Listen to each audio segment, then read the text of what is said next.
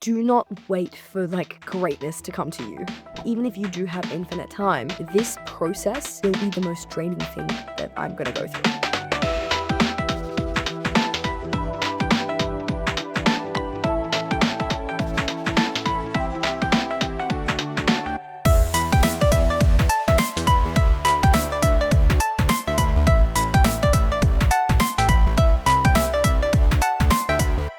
Pania, welcome to the podcast.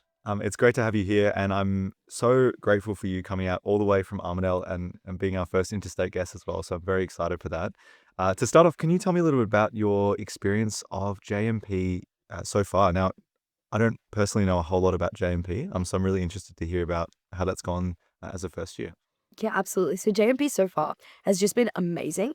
Obviously I'm in the JMP in Armidale, kind of as you said earlier. I, going into it, thought it was going to be tumbleweeds, barren land, pigs, like nothing besides that. But it was actually a really, really, really nice place where we kind of just all came together, like as a bit of a community and got to know each other, especially because our cohort is so small. And then on the academic side as well, it's been just really challenging, but in the best possible way.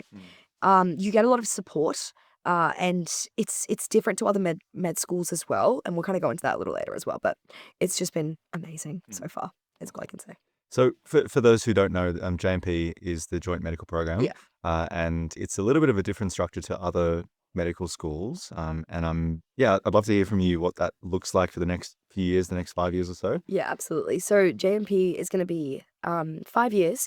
3 of them are preclinical years. That's my bad. And then 2 of them are going to be clinical years. But in your third preclin year, you're going to do 6 months of a GP placement, literally anywhere in Australia.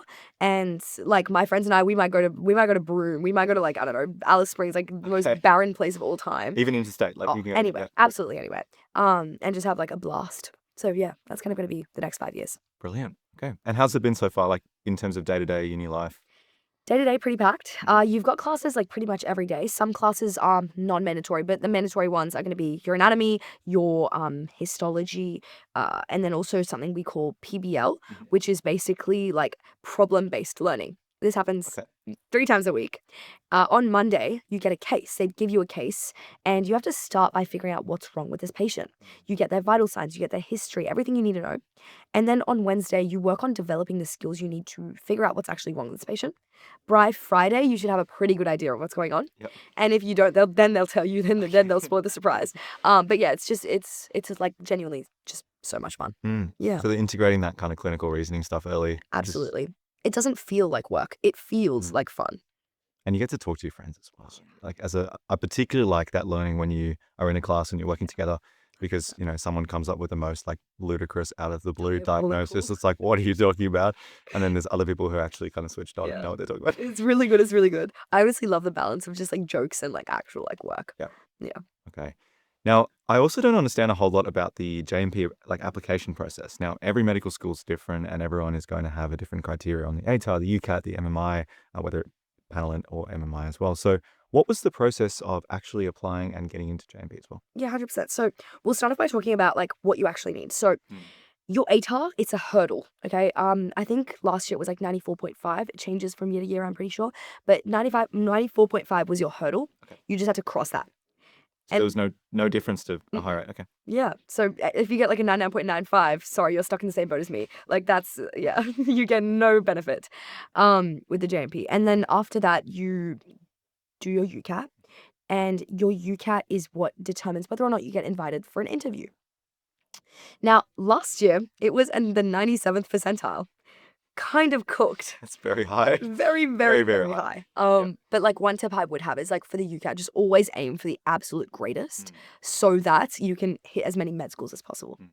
And then, after you get offered your interview and you sit your interview, that interview is the only thing that determines whether or not you get into that med school and which campus you get put into as well.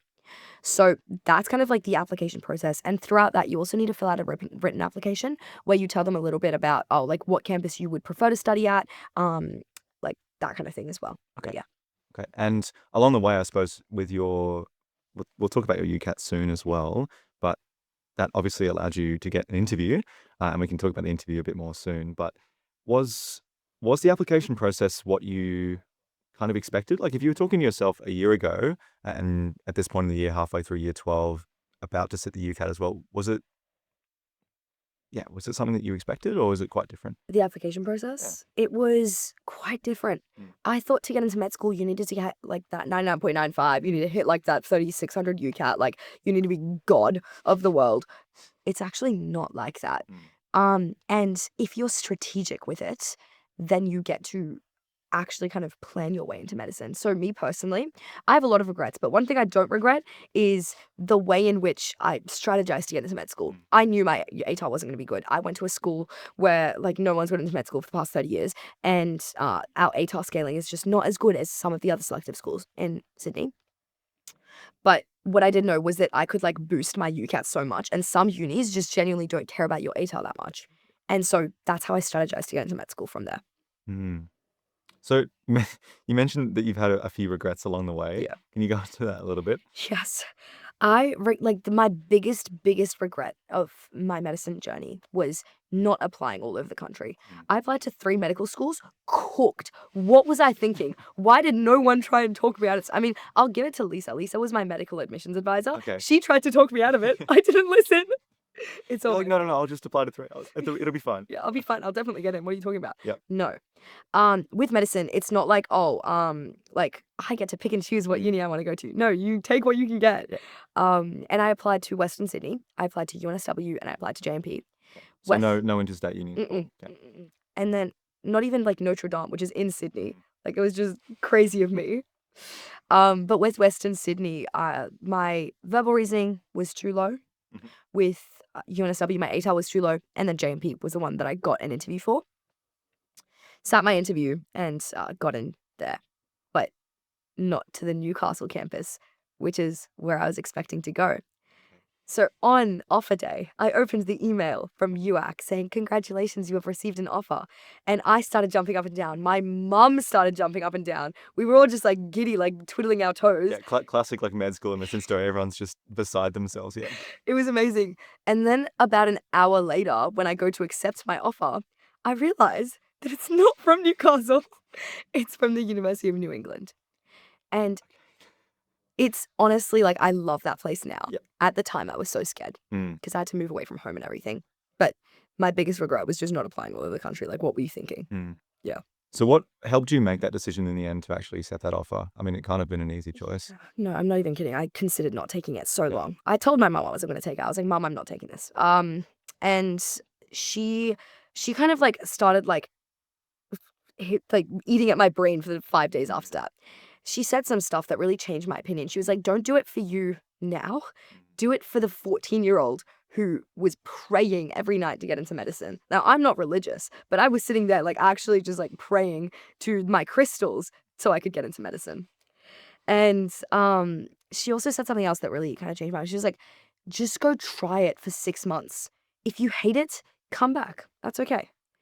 But at least try it.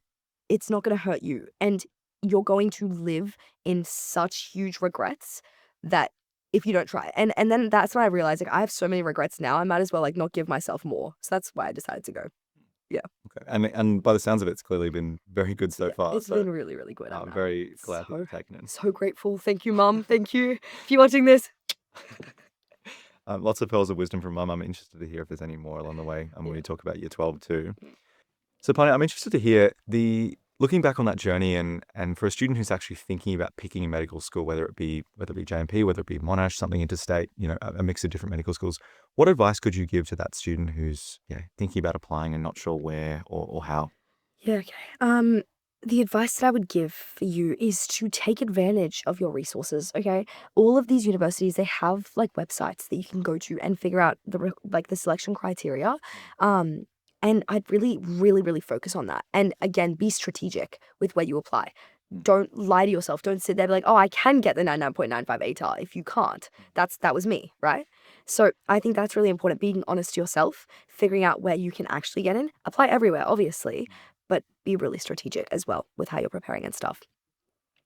So that would be my advice. Okay. I mean, being honest with yourself is not always an easy thing. Do you think there's ever a point where, I don't want to say the word's too far gone, but do you think there's a point where you should consider another degree? Well, let's talk about my experience. I did consider another degree. In fact, I didn't just consider it. I was preparing to apply for another degree. Okay. Um, After year 11, I was absolutely cooked. I was predicted for an ATAR. I was like genuinely just not in a good place. My marks weren't good. Um, Nothing was going as I planned for it to go. I didn't know how to study properly. And at this point in time, I just kind of went to my mum. I was like, Mum, I will not be applying to medical school anymore. I know it was my dream since I was 14, but no, no, no, no, no. And then I was like, I'm going to be a teacher. It's going to be good. And she was like, how did you make that decision in 2 nights? What is wrong with you? Go back and study right now. No, that's not what she actually said. She said something really interesting. She was like, if you try and you don't get it, then at least you know you tried. Mm.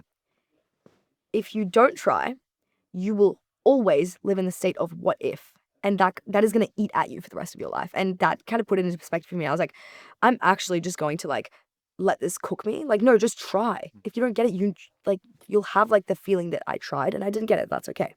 Because failure happens. You had to go. Yeah. Yeah. Okay. I mean, you brought up something very interesting there. So you're leaving year 11 and predicted ATAR, and for medical schools that are very competitive. Yeah. That's a big jump. What actually changed? I mean, you got great pearls of wisdom from mum, but what actually changed in your study habits, your approach Yeah. into year 12? I made the deliberate choice to lock in year 12. I sat myself down, like this was December of 23. Going into year 12, I was like, okay, you need to stop whatever you're doing. It's stupid. Lock in. And so I changed myself. I was like, I started writing up like little words of inspiration, put them on on the wall in front of me that I like studied at. And it was like stuff like, oh, you want a call from the Sydney Morning Herald. Obviously I didn't get the call. Obviously I wasn't Is even that the close. 99.9? Okay. So Good to aspire, right? yeah, but like stuff like that was really, really motivational. At points in time where you sat at the desk and you were like, I don't want to do this. I want to leave. You saw that and you were like, okay. And something else that I had written up there was like, everyone who loves you is praying for your success right now. And that kind of put it into perspective for me. It's like, I'm doing this, yes, for myself, but also for my parents who put in so much time, energy, money into me so that I could become the best version of myself. And I think that was what really pushed me over the edge. Mm. Yeah.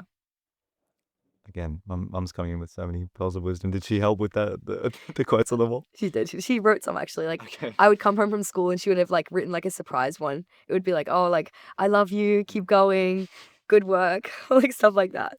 Yeah. I mean, with a support system like that, having parents who are pushing you to succeed as well. What else did your support system look like through all of that?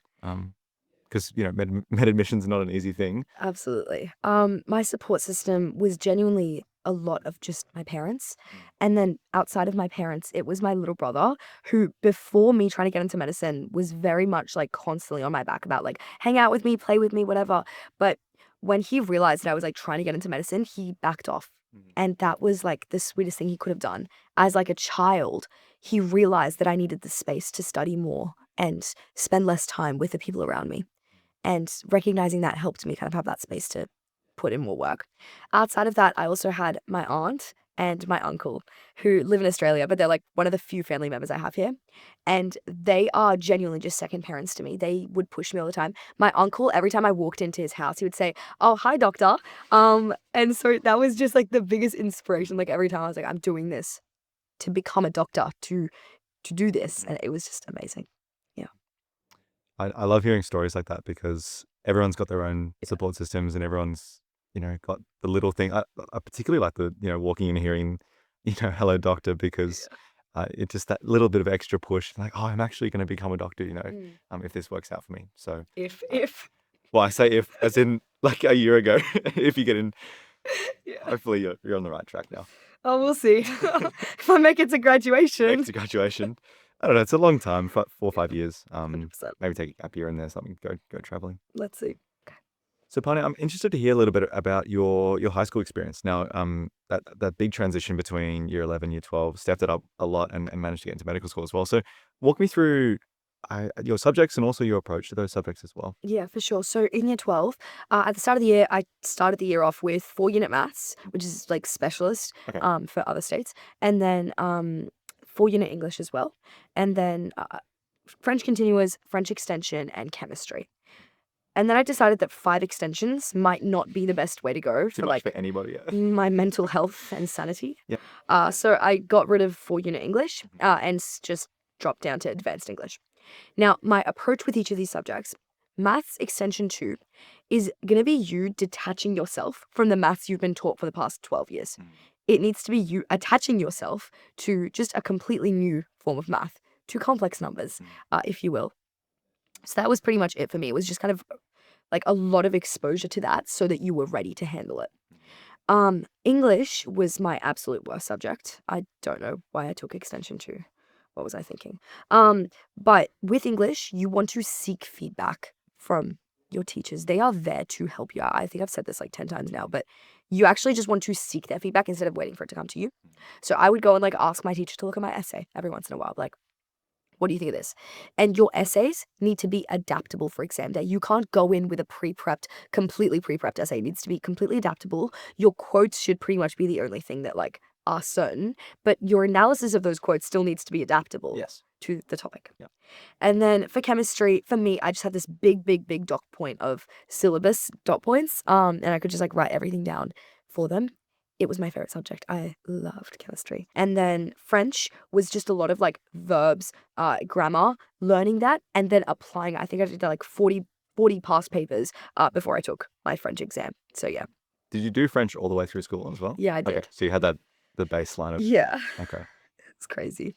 Looking back on those subjects, did you regret anything that you took? Yeah. Towards the end of year 12, I pretty much regretted almost everything I took. I had this mindset where I was like, I wish I could go back in time and just change everything. Because I feel like that was just too much. Why couldn't I just like be normal and have like one fun subject on the side or something? But no, all of my subjects were challenging.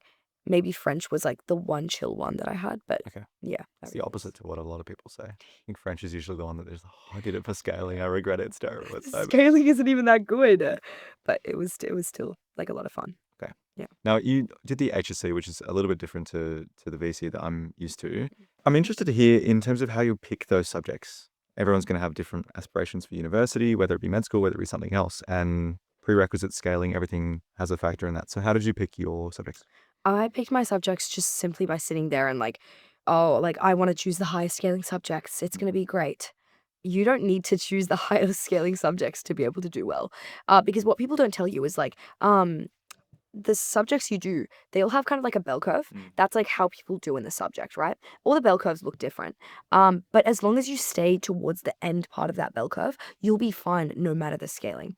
Obviously, it's better to choose high scaling subjects, but in a case where you really, really like a subject and you're really good at it, don't give that up just because you feel like you have to.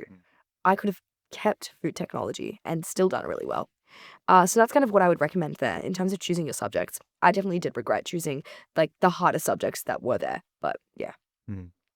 Okay. And in your approach to each of them, I mean, you've gone through briefly your study approach, and I think everyone's going to have their strengths and weaknesses. What was your best subject in the end? My best subject in the end, like performance wise, I think, ooh, ironically, I think it might have been English. The That one was that your my, least favorite. yeah, my least favorite. I think I dropped like a 95 in English. Okay. But yeah, that was crazy for me. I sat there, I was like, what happened? What did you do? Yeah.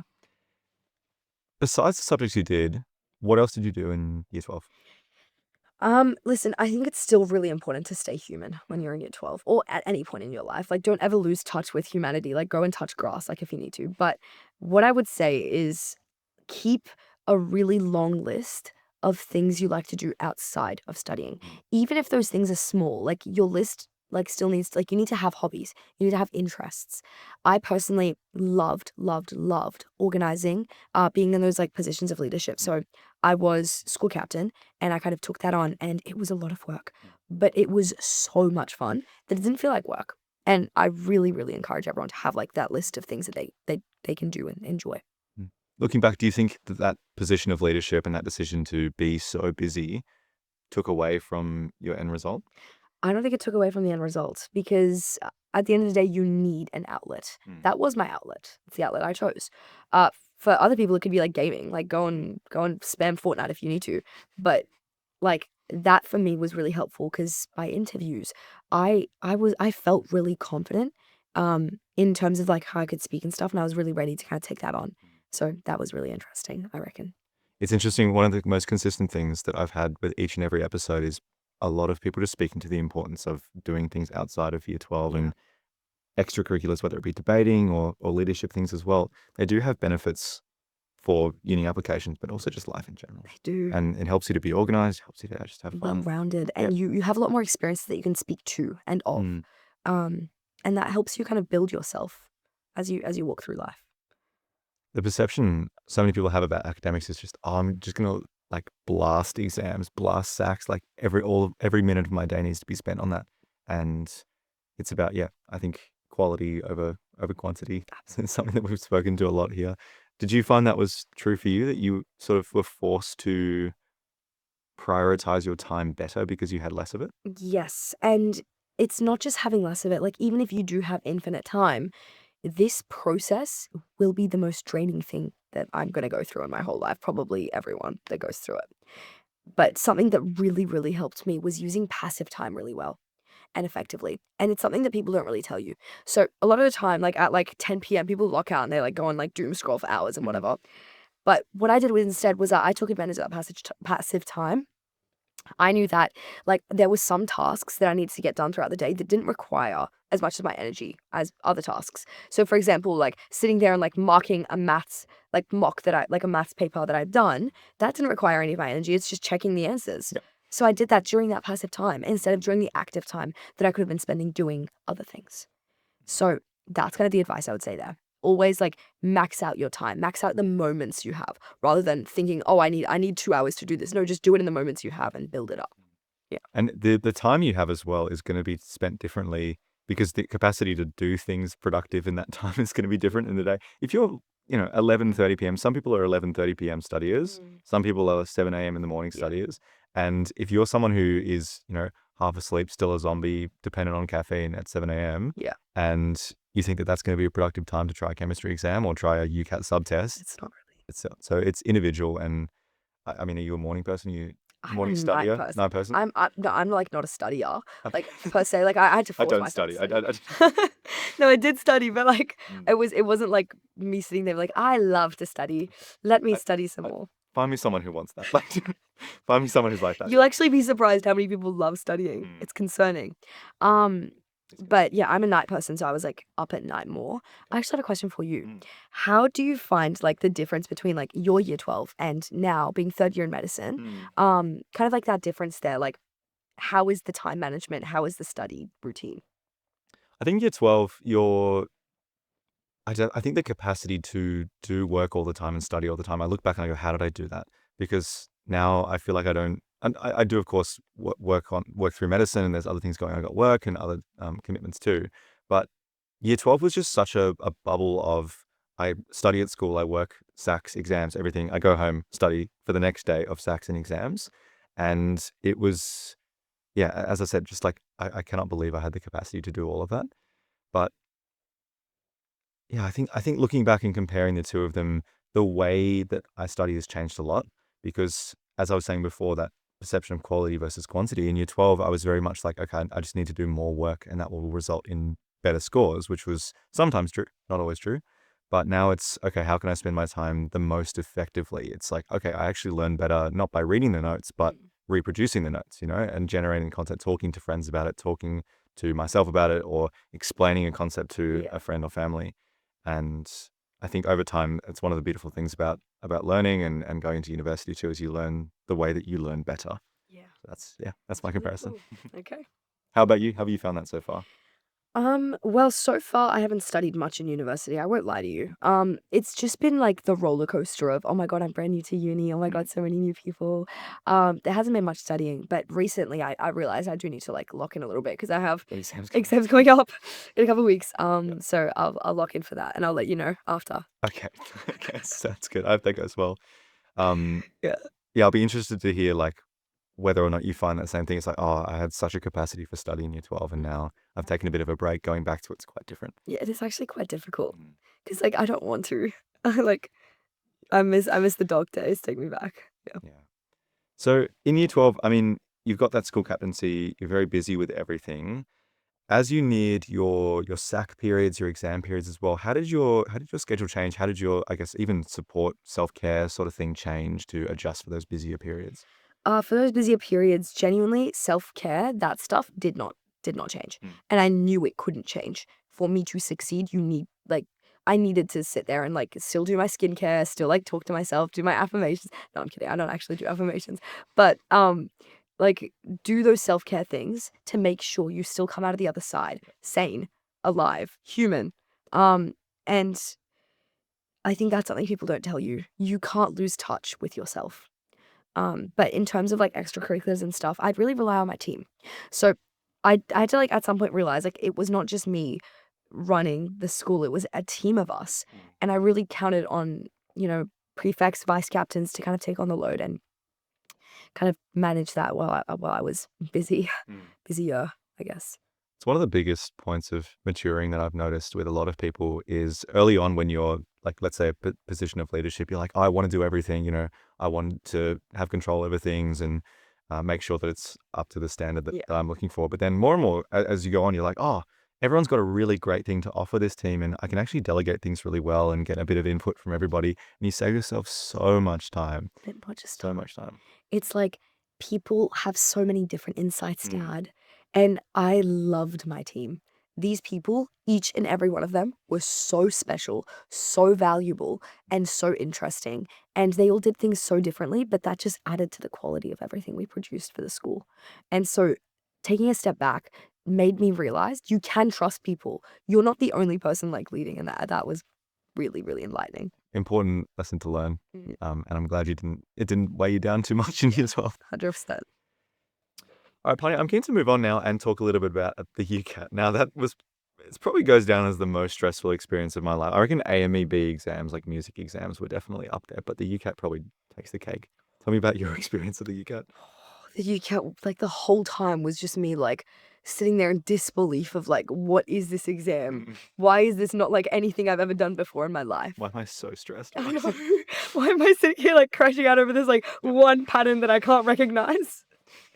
So that was a lot of the exam for me. It was just genuinely so stressful adapting to the new exam that I had done nothing of before.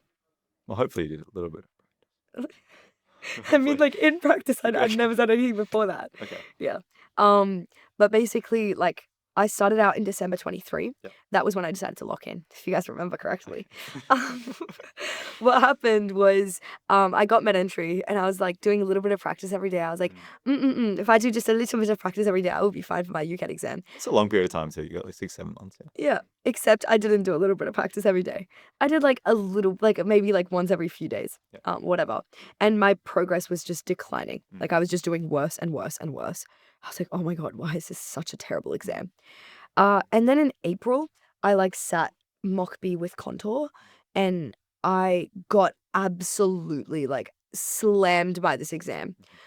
I remember sitting at the debrief and Ethan, who's one of the tutors, he was like going through the debrief and I like actually had an urge to like go back to like my thought of teaching. I was like, what? I'm teaching good. She sounds good. Yeah. And at that point I realized I was like, you need to get a grip. So I signed up with Contour, did the Contour course, caught up on it, watched all the content lessons on 2x speed. Classic. Yeah, Yep. classic. It was great. And then after that, I sat my exam in July. So take me through your exam day as well. How did that go? Are you sure you want to hear about it? Yes. It might not be. It's not for the weak of heart. I'll say this. My exam day was so cooked. But what happened was I woke up and I was like, okay, like live my life. But mum was like, no, don't make any decisions. Just sit. Don't use your brain today. She brought me breakfast in bed. I was like living my life. And then after that, got in the car to go to my exam. On the car ride to my exam, I was priming, which means I was sitting there like going through verbal reasoning passages or like going through newspaper articles, applying my maximizing value of attention. Shout out to my tutor, Ethan. He would be so He proud. trained you well, clearly. And then after that, kind of, working on like applying my skills, remembering them. Went like in the waiting room, I like walked in and mogged everyone there. I was like prepared to like scare them because like I wanted to go in with the biggest god complex. And like anyone that tried to talk to me, I would just like look at them, like death stare them like this. And confidence is everything, right? Yeah. Confidence and scaring the people And scaring around the you. people around you, yeah. Yeah, Because then they do worse. So exactly the plan. Oh, that's so toxic. But after I kind of did that, I went into my exam room and I started verbal reasoning. Everything went out the window. All my techniques, all my strategies, everything I'd prepared for out the window. Why? Because I'm like a naturally stressed person. So my brain doesn't do well under pressure. Obviously, like I don't have many flaws, but like this is a big flaw that I do have. And so after kind of having that hit of verbal reasoning and experiencing the wrath that like the UCAT could actually take, I like sat in that 1 minute break and that was like my moment of like chat. Am I cooked? Like I sat there and I like talked to the universe. I was like really connecting with like a god that was out there somewhere. I was like, where are you? Come help me. It just wasn't working. And then what happened was I like looked at everyone around me and everyone was so composed. I was the only one sitting there like actually just actually crashing. going crazy. Yeah. What is going on? So I like had like a bit of a crash out moment.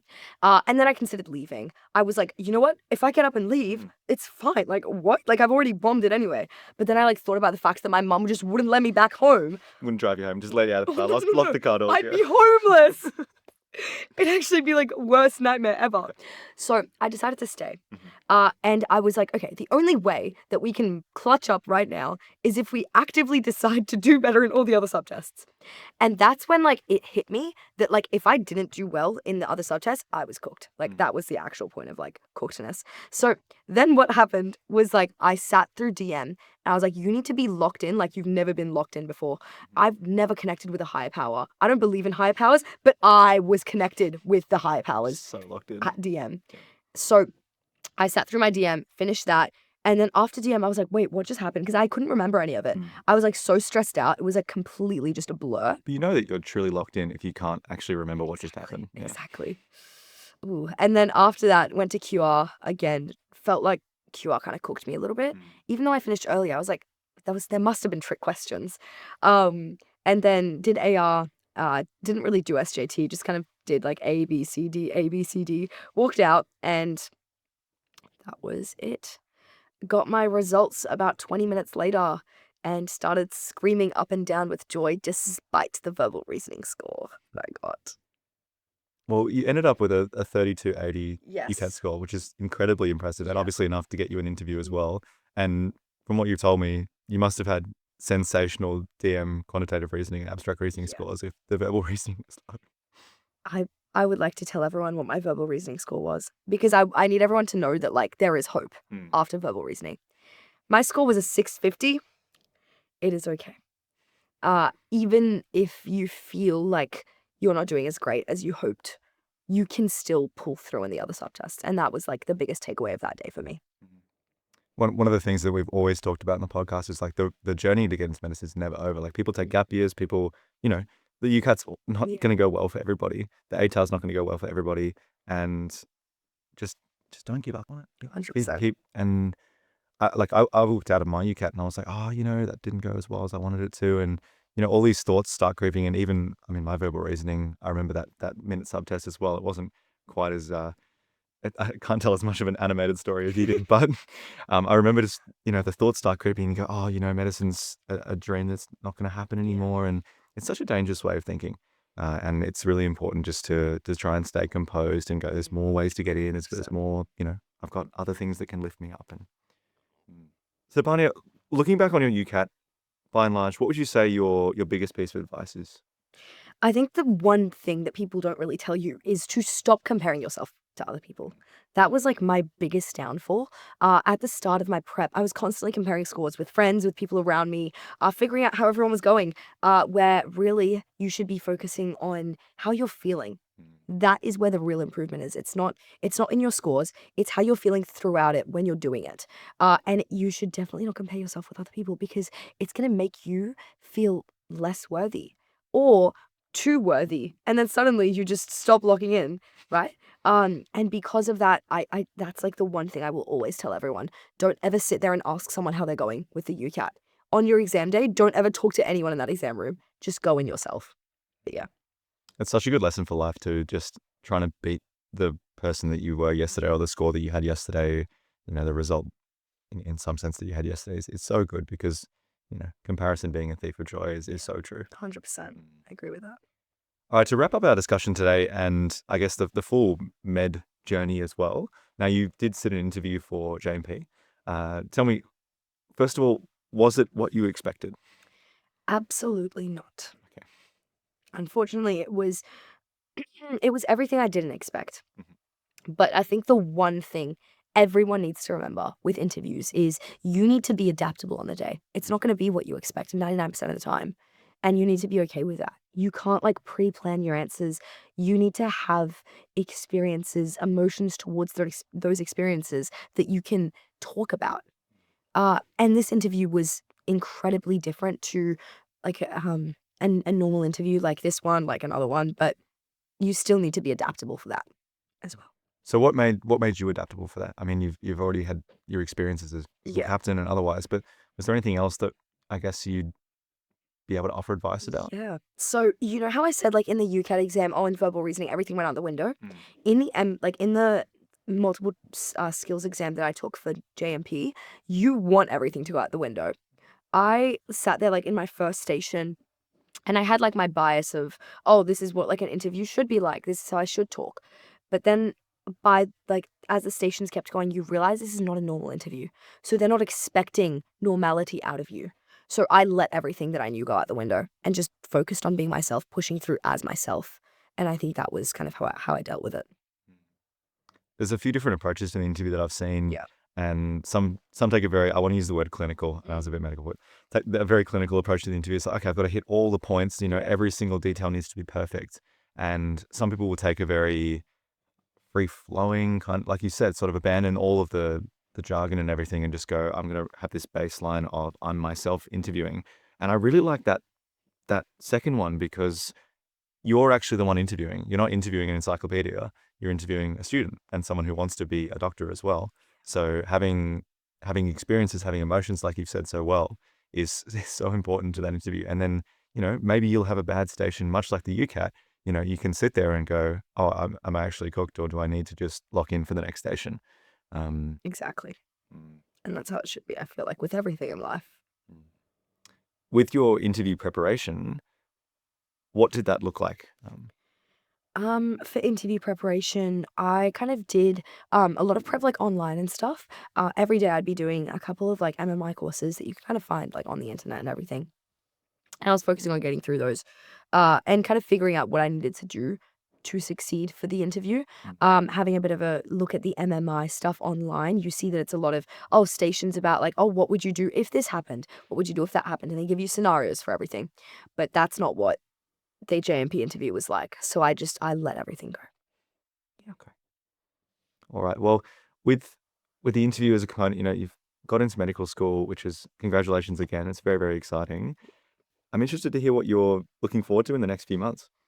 Yeah, for sure. In the next few months, I think what my biggest focus is and what I'm actually looking forward to is learning to balance life with med school because currently it's just all life and not enough med school. So learning to kind of balance work on top of my social activities, which I love, and then on top of kind of med school as well, learning to get back into that cycle of studying a bit more. I'm really excited to learn. But yeah, I think that would be it. Okay. Pun, if I was a student sitting here and I was, starting year 12, starting year 11, even thinking about medical school, or just wanting to do the very best at what I was interested in, what's one piece of advice you could leave me with from our discussion today? I think the biggest piece of advice that I would leave you with is do not wait for like greatness to come to you. You need to go and actively seek greatness. If you want to get anywhere in life, you need focus, you need consistency, and that's it. You cannot sit there and just expect good things to happen to you without working for them. So yeah, that would be it. Very, very well said. Very well said. Look, Pania, I've loved our discussion today. It's been very exciting to have you here and to hear all about your story as well. I guess to conclude, is there anything that you would like to ask me? Yes, that actually is something I would like to ask you. Does med school make you want to drop out sometimes? Does it make me want to drop out sometimes? I think that there are days where in the placement sense, you wake up at 5:30 in the morning and the days feel very, very long and you get home and you don't feel like the last thing you feel like is studying. I think particularly in the first couple of years of med school when you're not actually in the hospital, when you're not playing doctor as well, it can be difficult to see the end result and to see where it's all going to end up. So yes, every now and then there are those days, but I think it's definitely the place for me, and I wouldn't change it. Okay, beautiful. All right. Thank you so much for having me on today. Thank It you was as well. lovely.